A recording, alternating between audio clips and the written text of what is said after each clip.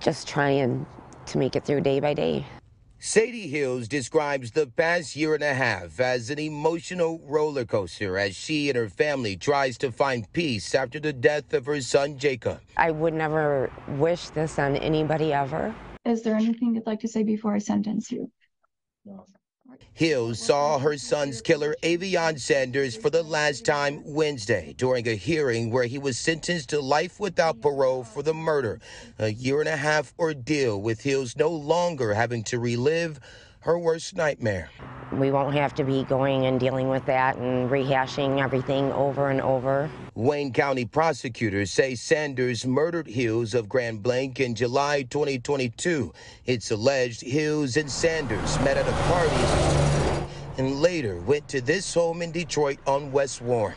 Prosecutors say Hills showed Sanders his new AR-15 before Sanders stole it, later killing him and leaving him in the basement of that apartment complex. He didn't deserve what happened to him. Hills describes Jacob as one of the kindest people you will ever meet. He cared so much about anybody, and it didn't matter who you were. And Hills says Jacob even cared for Sanders the night before he was murdered. She says he drove an intoxicated Sanders home and also carried him inside.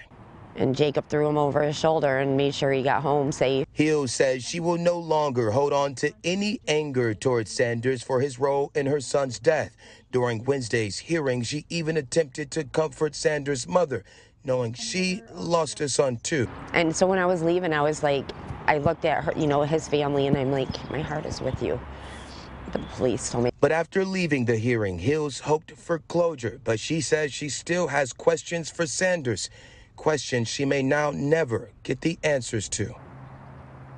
I wish Avion would have said something as to why, what happened, because we'll always wonder. And Hills says the outcome of Sanders' sentencing was, of course, what she wanted, but what she really wanted is something she will never be able to get again, which is to be able to see her son. A reality this mother will now have to live with for the rest of her life. Reporting in Detroit, Ray Strickland, CBS News, Detroit.